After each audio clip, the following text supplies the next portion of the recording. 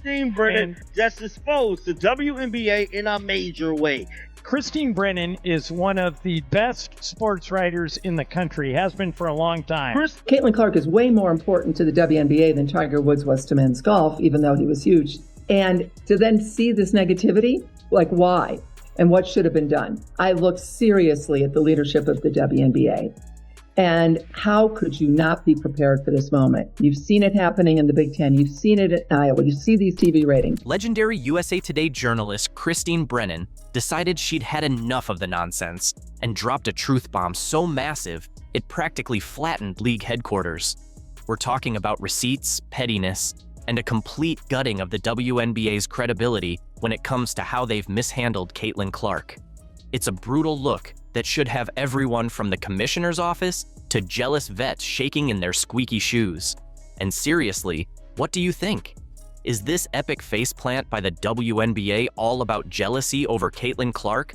Or is it straight-up clown-level incompetence? It came out, what she had to say in this book was going to shake the ground of the WNBA. She's been around for a very long time, and she knows the inner and outer workings of this league. Christine Brennan let it be known in multiple interviews that the WNBA was not ready for a superstar like Caitlin Clark. Christine Brennan, who's covered more women's hoops than most WNBA players have been alive, just dropped a book, and it's no feel-good girl power puff piece. Nope. She unleashed full-on investigative fury, ripping into how the league fumbled the generational Caitlin Clark moment. This wasn't a hot take, it was a journalistic flamethrower. And the shockwaves are still shaking the WNBA to its core. The thing I don't get, Christine, is that in the case of Tiger and in the case of Jordan, the other players and the league around them, in Tiger's case, the PGA Tour, realized that a rising tide raises all boats and were incredibly supportive of Tiger and Jordan. Brennan didn't show up to hand out participation trophies.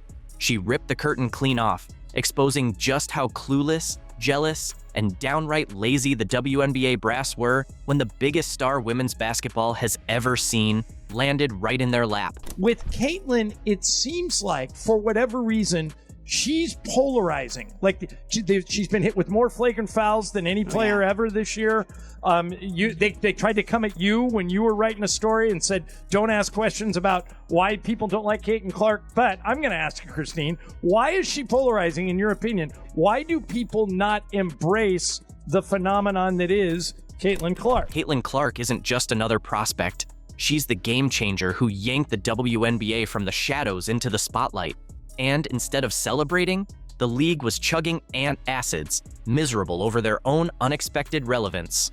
One of the big points in the book, I deal with all of this and my research and reporting, because I was perplexed as well. I mean, this is the greatest moment ever for the WNBA. Yep. We wish it happened sooner.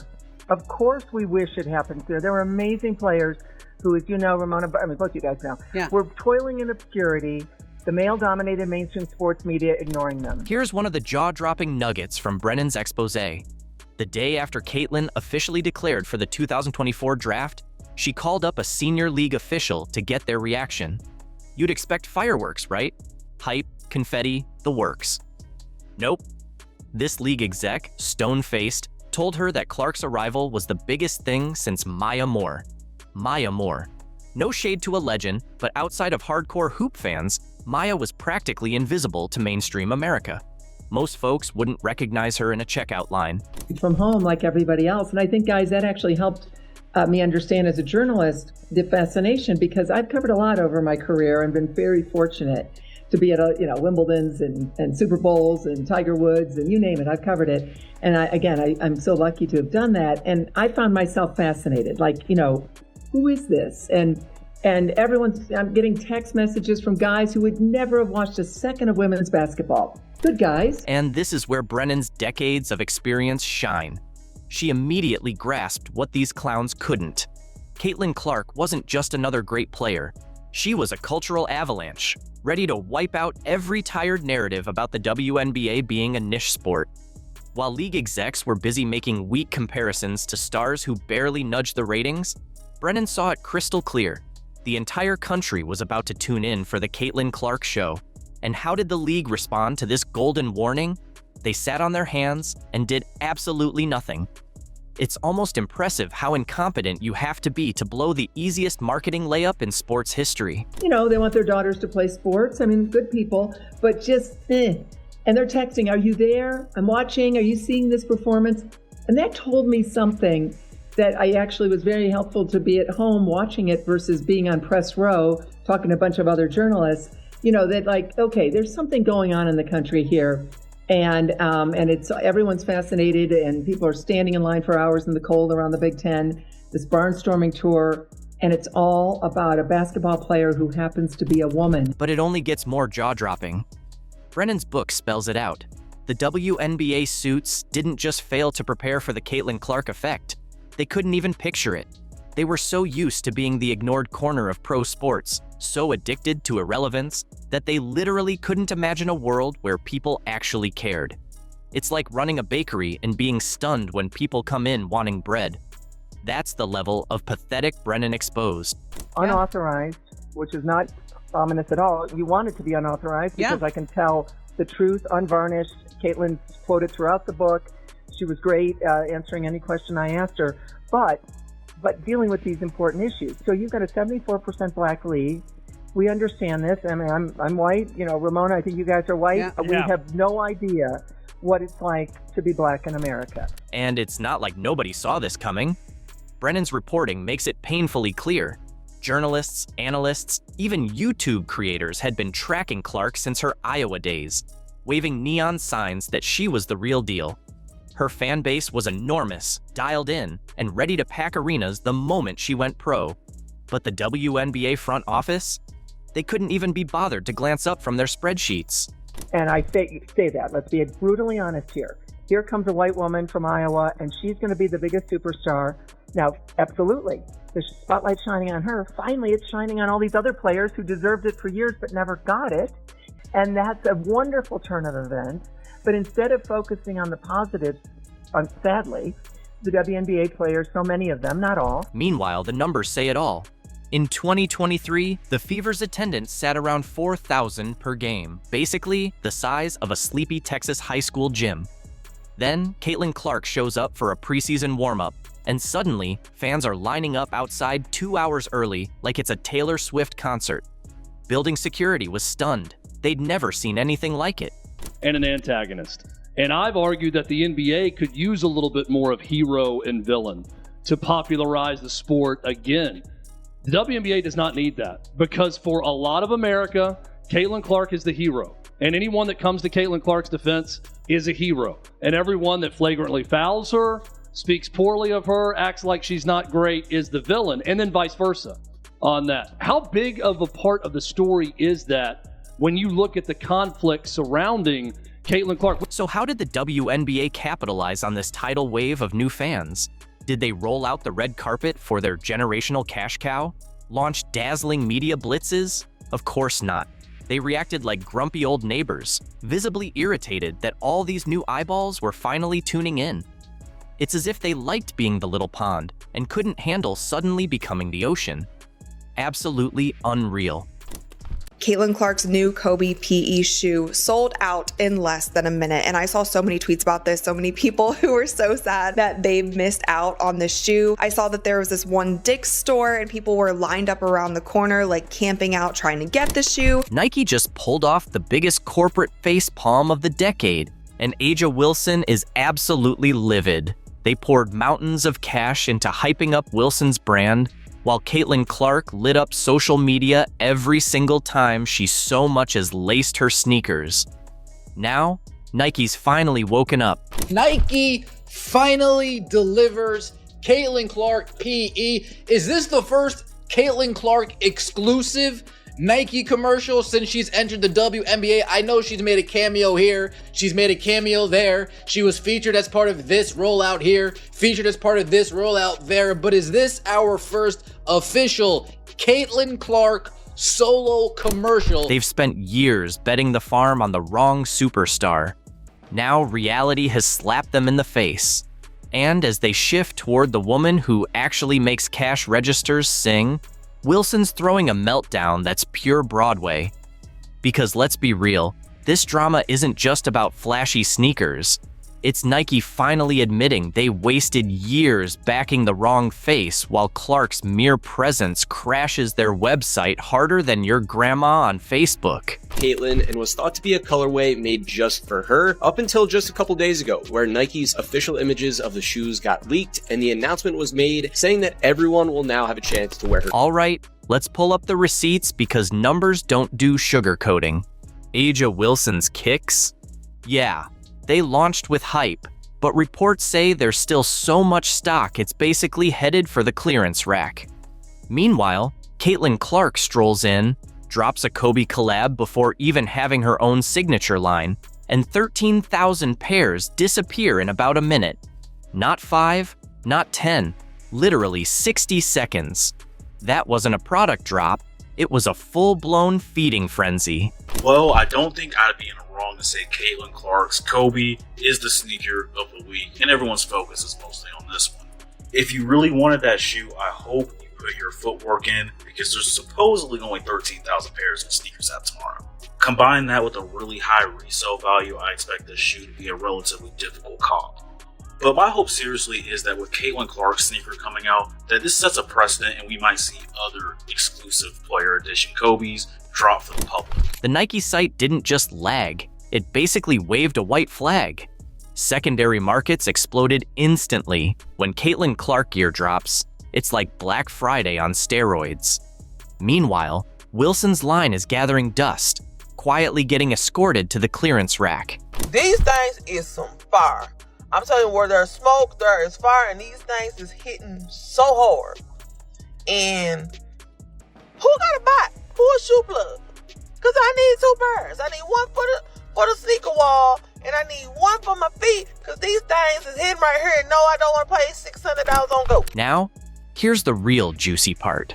Nike spent 2 whole years pampering Aja Wilson's sneaker line. They gave her the royal treatment. Custom logos, hand-picked designs, personal touches everywhere. Celtic symbols to honor her parents, grandma's favorite sayings on the sole, you name it. It wasn't just a basketball shoe, it was basically a family scrapbook you could wear. I lost all respect for Aja Wilson. I don't want to hear her opinions. I don't care what she has to say from this point on. When you keep a Nike deal 2 years in secret while you're spewing all that crazy stuff about Caitlin Clark in the Time magazine, read it. Read what she said in the Time magazine. Yet you had a Nike deal the whole entire time. Meanwhile, Caitlin's still rocking repurposed Kobe's. No personal logo, no signature line yet. And somehow they outsell Wilson's handcrafted masterpieces by ridiculous margins. Nike handed Wilson every toy in the chest. Yet Clark's hand-me-downs break the internet without even trying. It's almost tragic. So it's finally here. Caitlin Clark sneakers from Nike is finally dropping. She was signed to them last year, and the sneakers is a year late in my opinion, but nonetheless I'm excited because these sneakers is finally coming out. But what does annoy me a little bit is that this is a collaboration with Kobe. Now, Kobe, respect to Kobe, the legend, rest in peace, great basketball player. But in my opinion, Caitlin Clark is a big enough star and she's creating her own legacy. So I feel like, at least for her first sneaker, it shouldn't be a collaboration with any other player, dead or alive, in my opinion. I feel like Caitlin should have, for her first shoe, had her own original design just for her. And we've got to talk about the giant pink elephant in the room, Aja Wilson's Me First energy. This is someone hustling harder for personal accolades than most politicians during campaign season. She finally got her custom kicks, her cryptic logo no one gets, her sleek Nike ads even directed by Malia Obama. And yet, she still acts like the universe owes her a standing ovation. Meanwhile, Caitlin Clark just steps on the court, sinks a casual 30-footer, and oops, She's Nike's biggest female cash cow since MJ.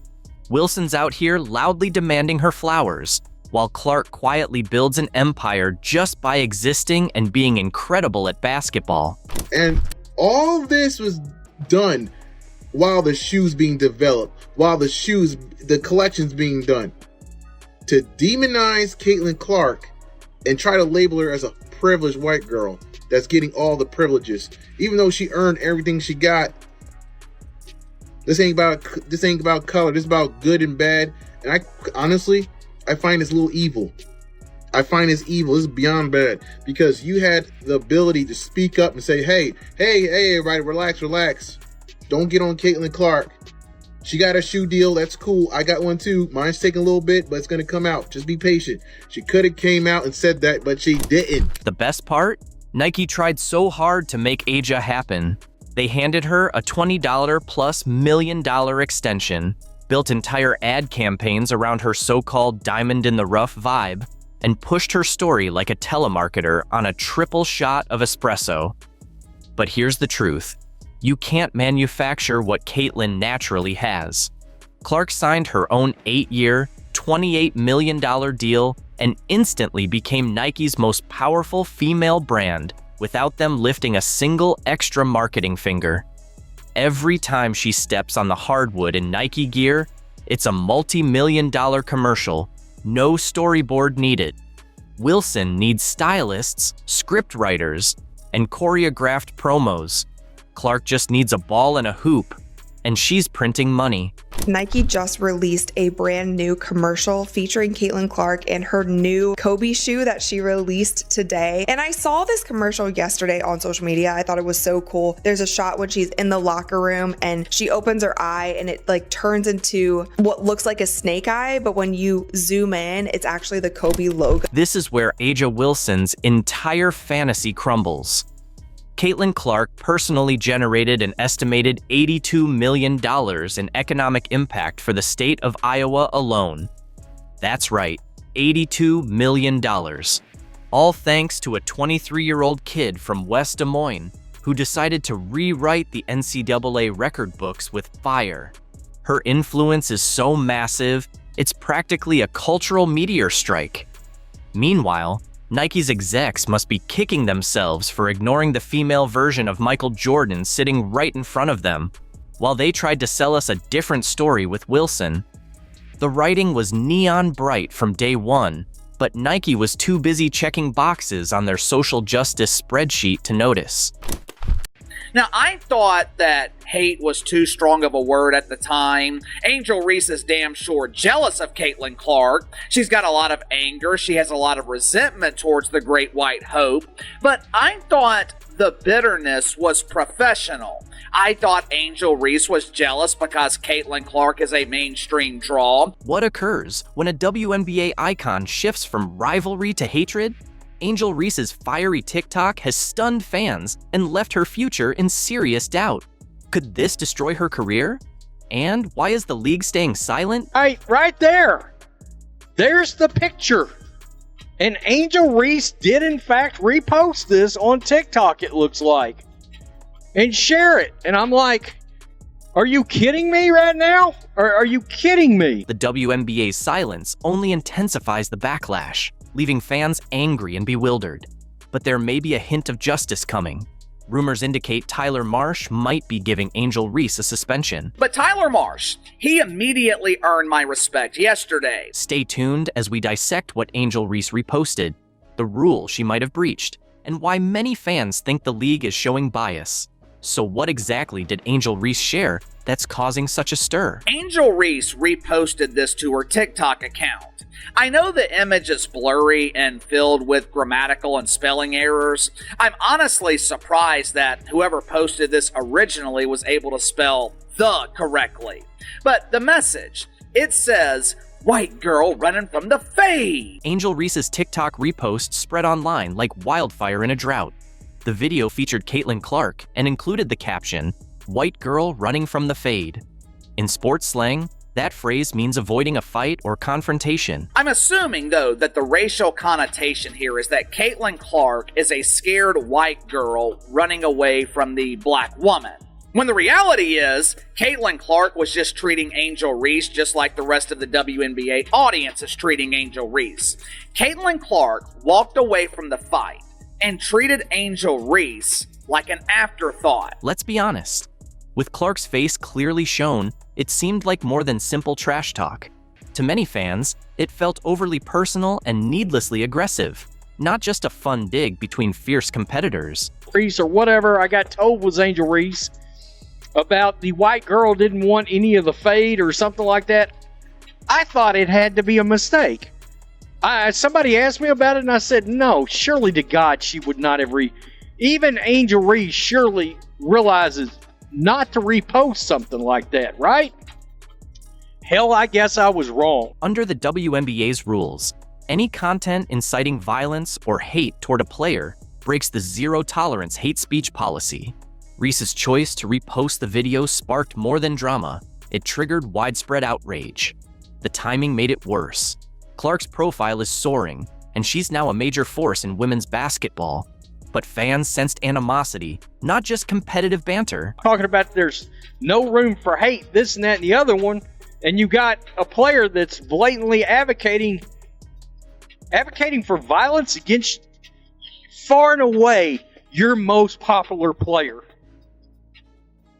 All right, and bringing race into the situation. Comments erupted, accusing Reese of encouraging violence, not spirited competition. One fan said, "This is crossing the line. We want to see rivalry, not threats." Another added, "You're supposed to be a role model, not someone who promotes this behavior." Mutual respect has been replaced with disdain. And judging by Angel Reese's own TikTok account, it appears that it could be racially motivated. The backlash didn't end in the comments. A sports podcast analyst said, "This isn't rivalry, it's a direct call for conflict." That response only escalated things. The debate shifted from whether Reese's post was edgy trash talk to whether it promoted something darker. People began to wonder if this was about basketball or something more troubling in the sport. The WNBA's silence made it worse. The league enforces strict social rules, yet Reese's repost appeared to cross a line. Fans waited for action. None came. But when Fever fans were called out for racism, the league responded fast. That raised questions. Was Reese shielded due to fame? Was the league dodging race to avoid outrage? The silence made things feel more tense and unclear. Right here, Angel Reese cries about racism that never happened, then goes on and reposts openly racist TikToks. This is why the WNBA is a joke and not only allows but encourages racism against white people. Speculation spread fast. Some fans believed Reese's fame was protecting her from punishment, while others pointed out the WNBA had acted quickly in past cases. So why not this time? The league's silence spoke volumes, whether planned or not, leading people to wonder if the rules are applied fairly. To add fuel to the fire, even when Outkick's host voiced worries, the WNBA stayed silent. My boy over at Outkick, Bobby Burack, who's a hell of a good journalist, did reach out to the WNBA. Right here, I asked the WNBA if they had a comment on Angel Reese's racist post on TikTok about Caitlin Clark.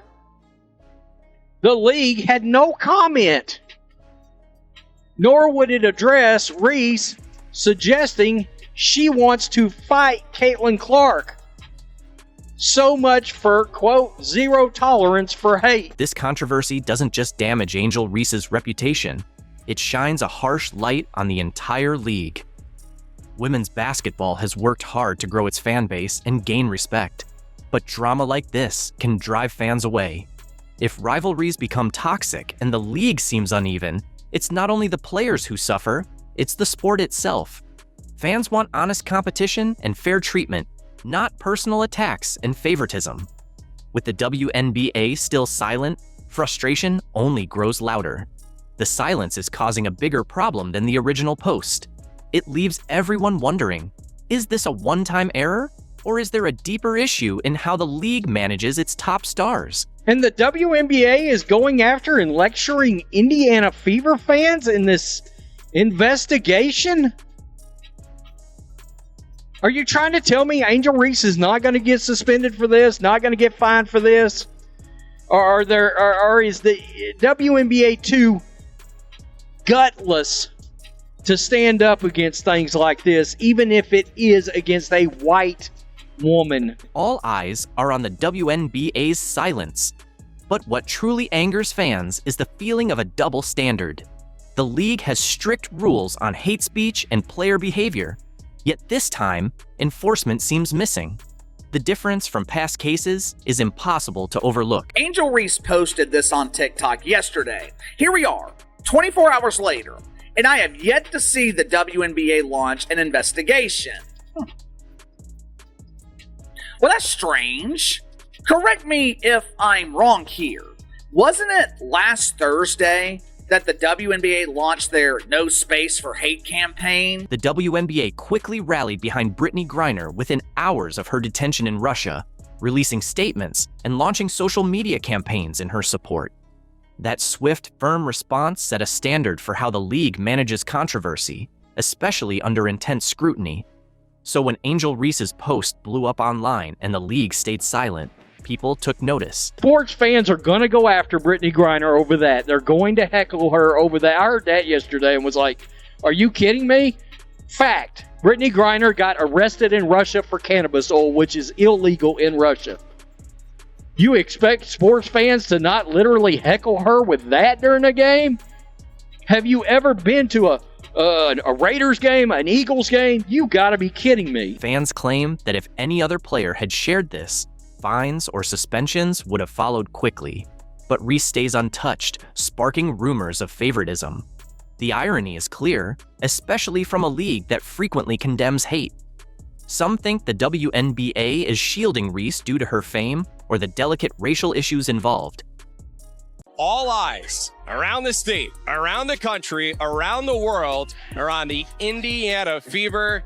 And Bria, this is going to be a lot of fun. Caitlin Clark has just shattered expectations by achieving in 41 games what took Diana Taurasi a staggering 565 games to reach. Take a moment to let that sink in. What we're seeing unfold, from rookie to sophomore, is not just impressive. It might be one of the most extraordinary leaps in the history of professional basketball. There it is! A triple.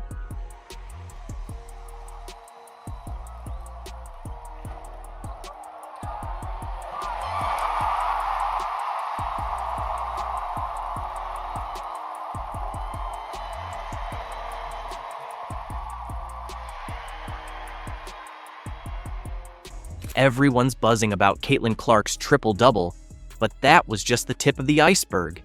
In reality, Clark and the Indiana Fever shattered 11 different records in that game alone. I've broken down every second of the Fever's crushing victory over the Chicago Sky, and what I uncovered will absolutely blow your mind. That triple-double?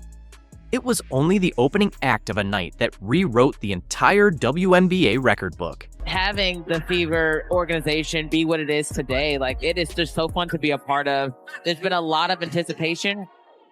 You've done a great job in training camp leading to this moment. Enjoy it. Okay, go out there and have some fun. While all eyes were glued to Caitlin Clark that night, a quietly historic moment almost slipped by unnoticed. DeWanna Bonner stepped onto the court, just 7 points shy of basketball immortality. Pause and think about that.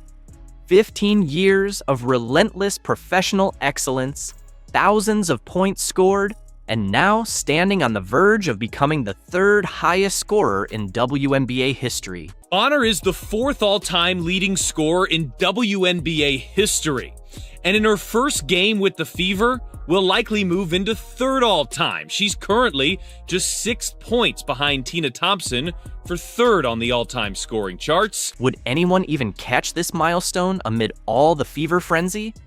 That question lingered in the air as the Chicago game tipped off.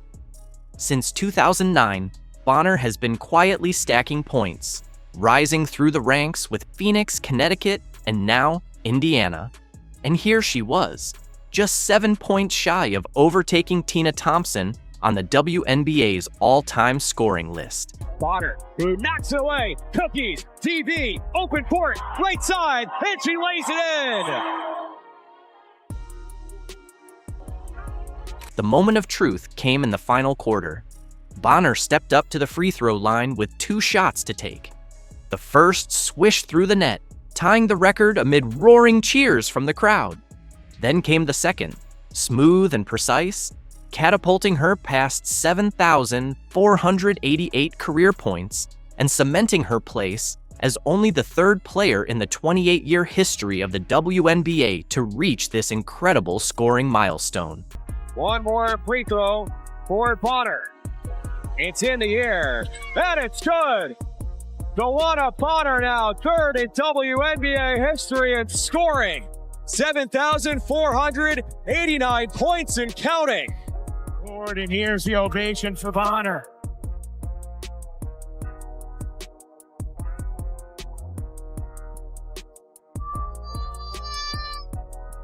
What makes Bonner's milestone even more remarkable is the way she's reshaped the Fever's culture. This isn't just an aging star chasing personal glory. She's a 6-time All-Star, 2-time champion, and the heartbeat of a young team hungry for a winning blueprint. When Bonner speaks in the locker room, rising stars like Clark, Boston, Kelsey Mitchell, and Lexi Hull hang on every word. You know, DB is somebody that, you know, he's a Hall of Famer, like a legend, not only a good basketball player, a great person, a great leader. You know, the strongest voice in our locker room is hers, and it's fun to have been around here now for about a month just to get to learn from her and soak it in, and I'm really happy she got to do it at the free throw line and all the fans could go crazy and cheer for her because she certainly deserved that moment, and it was really awesome to see and be a part of. The Indiana crowd rose to their feet as the PA announcer proudly announced Bonner's milestone. It was a powerful reminder that even in an age of viral highlights and rising young stars, true greatness that spans decades still commands respect. Bonner's ascent to become the 3rd all-time leading scorer wasn't just a personal triumph, it set the stage for a night packed with record-smashing performances. With only Tina Charles ahead at 7,696 points, Bonner now eyes the 2nd spot on the all-time scoring list. But as monumental as her achievement was, the night was far from over. Another Fever star was ready to show why Indiana's future shines with such fierce promise. Remember when skeptics doubted Aaliyah Boston's ability to dominate, especially against fellow South Carolina alum Camila Cardoso, who towers at 6 feet 7 inches? Those doubts were crushed in the most emphatic way imaginable during the showdown with the Chicago Sky. All right, y'all. Hey, good stuff. Okay, we did a lot of really good things. I thought our defense was really good, and when we had lapses, we played through possessions. All right, so we made things happen. Y'all, overall, just hell of an effort. Boston came into her 3rd season with a chip on her shoulder. She wasn't just aiming to be a great player, she was determined to cement herself as a franchise cornerstone alongside Clark, forging the dynamic duo set to drive Indiana's success for the next decade. The foundation of something truly special was taking shape in Indianapolis. The Chicago frontcourt, however, arrived full of confidence. Angel Reese had spent the week boldly declaring she'd dominate the paint against Boston. Through Instagram posts, press conferences, even warm-ups, Reese was loud and clear. She expected to own that matchup. Boston's reply? A defensive masterclass that left everyone speechless. 5 thunderous blocks sent sky shots sailing into the stands, igniting the crowd and forcing fans out of their seats, eyes locked on the scoreboard. Every time Reese rose for a shot, Boston was there, waiting, ready, unyielding. That defensive dominance propelled Boston to 6th place on the Fever's all-time blocks leaderboard, a testament to her rising impact on both ends of the floor.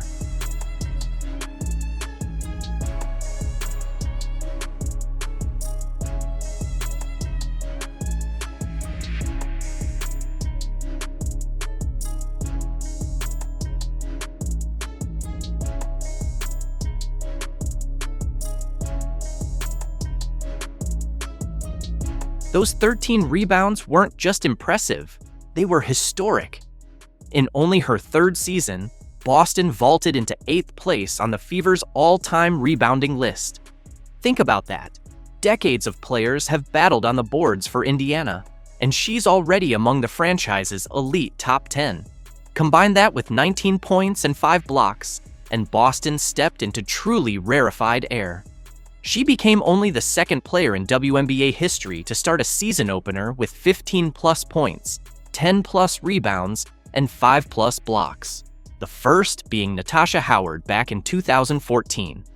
That's elite company for any player, especially one still so early in her career.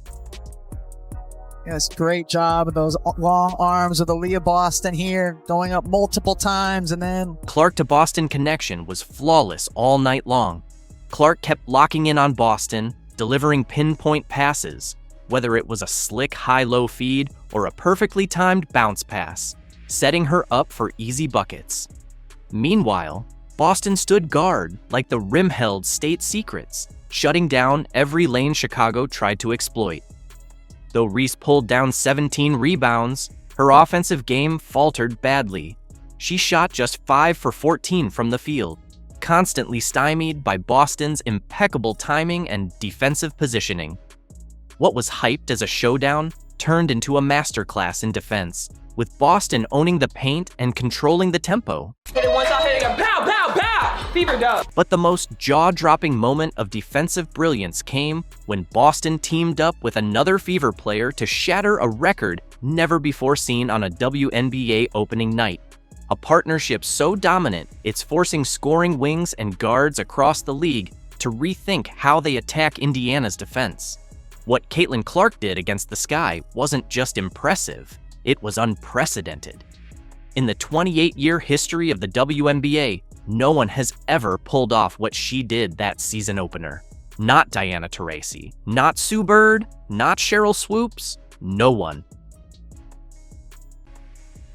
And Indiana has done it. Their first ever Commissioner's Cup championship, knocking off the Minnesota Lynx. This is Howard setting up McDonald, knocking down the tray. Finds it cutting McDonald, easy deuce. You won't believe what the Indiana Fever just pulled off. Missing their biggest star, Caitlin Clark, seemingly abandoned by veteran DeWanna Bonner, and staring down the league's most dominant squad in the Minnesota Lynx, they were all but written off. With MVP frontrunner Nafisa Collier leading the charge, this was supposed to be a Lynx coronation, not a contest. But the Fever flipped the script and delivered a jaw-dropping display of grit, unity, and sheer willpower. Kelsey Mitchell, Aaliyah Boston, and Natasha Howard lit up the court, turning a sure loss into a seismic statement. This wasn't just an upset, it was a defining moment. And when Caitlin Clark spoke after the buzzer, her 6 simple words perfectly captured why this victory will echo far beyond the final score.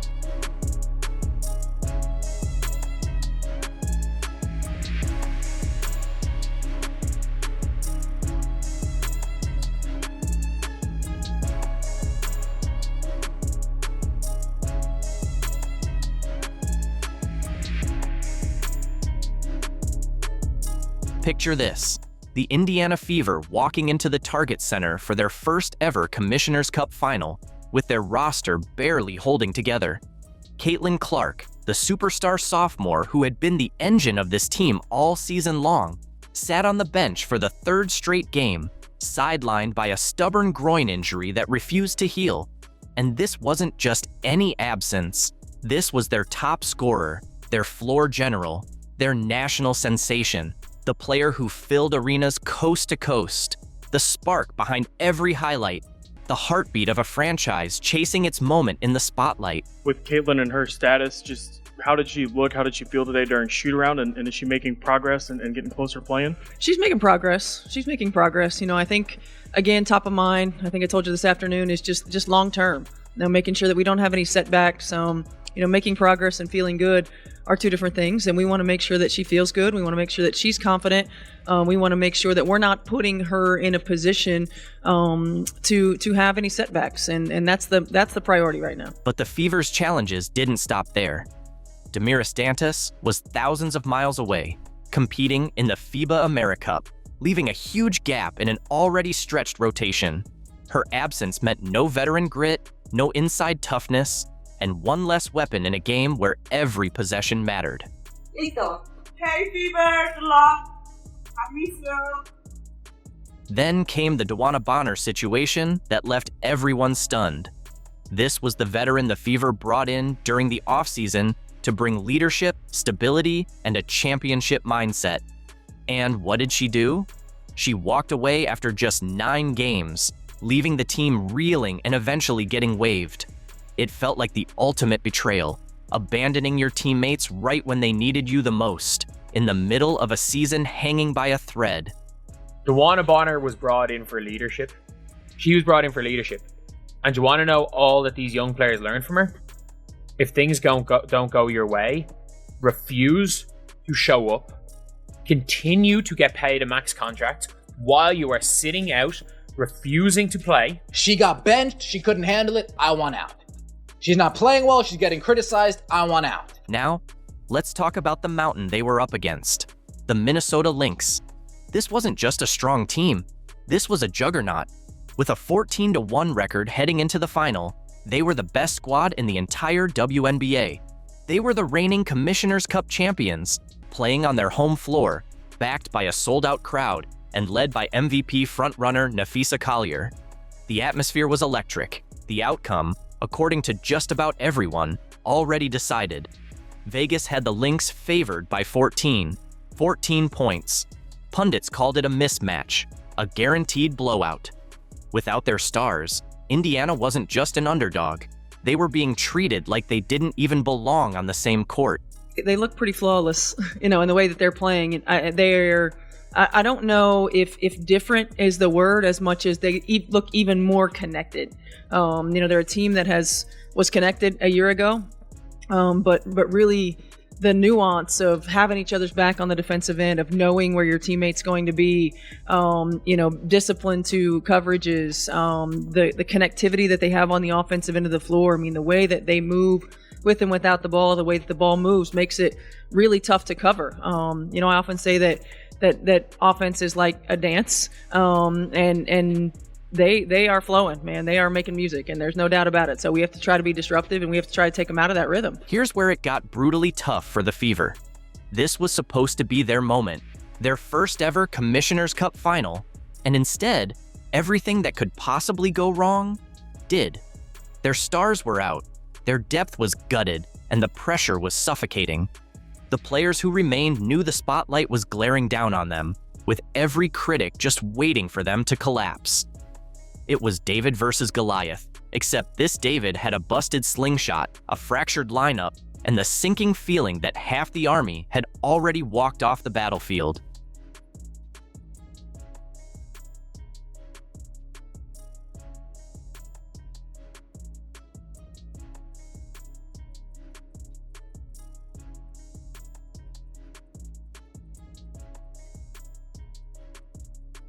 Here's where things really started to unravel. Without Caitlin Clark, the Fever looked like a shell of the team fans had fallen in love with. They had dropped 3 of their last 5 games leading into the Commissioner's Cup final, blowing double-digit leads that should have been locked-in victories. Their offense, once fast and fluid, ground to a halt, stripping away the rhythm that made them such a threat. Ball movement vanished. Players abandoned the system and started going one-on-one, forcing bad shots instead of finding the open teammate. You could see it unraveling play by play, a team losing its identity right before your eyes. This wasn't the thrilling, cohesive unit that had packed arenas and sparked headlines all year long. Coach, this is your first season with this batch of players, and so I'm just wondering if the Commissioner's Cup is just a stepping stone for greater things to come. Well, I hope so. But at the same time, we want to take care of business now, right? We want to win a cup. So we're not looking at it necessarily as a stepping stone. We're looking at it as an opportunity to win. And then we're looking at it, as coaches, as an opportunity to continue to stack days. We haven't had a lot of consistency in our lineup, and so we haven't really built that camaraderie and connectedness that we need in order for us to be successful. But we can take another step towards growth, another step towards consistency. on the floor, in execution, in energy level. We're playing the best team in the league right now, and we've got to come out and we got to play our A game. Let's talk about Aaliyah Boston, a dominant force when used right, but in the games leading up to the final, she was left stranded. She'd carve out perfect position in the paint, ready to go to work, only to watch her teammates hoist up contested threes instead of feeding her the ball. Boston thrives when the offense runs through her, but without the right passes, her impact was stifled. You could see the frustration written all over her face. The team's identity crumbled without their floor general. Caitlin Clark wasn't just the scorer or assist leader, she was the conductor, the voice that kept the offense humming and the ball moving. Without her, the Fever looked disjointed, unsure of who they were. Opponents noticed too. Defenses locked in on Kelsey Mitchell and Aaliyah Boston, no longer fearing Clark's ability to disrupt their schemes, and it showed in every possession. What are some of the keys that you see as to how exactly you're going to do that, or what you guys need to do to approach the game successfully? Yeah, I think we've got to be disruptive. We've got to make sure that we play with a level of physicality that doesn't allow them to just pass the ball around where everywhere that they want to pass it. So we've got to make sure that we're disruptive. We got to make sure that we're elite at our on ball screen defense. This is a team that reads really well, that moves really well. We got to be elite at the point of attack on ball screen defense. We've got to. We always talk about guarding our yard, being able to guard one-on-one so we're not in rotation early. I think for us it's going to have to start on the defensive end of the floor so that allows us to get out and run in transition as well. But we can't allow them to just do exactly what they want to do on the offensive end. This Commissioner's Cup game turned into the ultimate gut check for the entire squad. Could they crack the code to winning hoops without their superstar? Could they revive the ball movement and chemistry that once made them click like a highlight reel? That uphill battle made what happened next not just surprising, but downright legendary.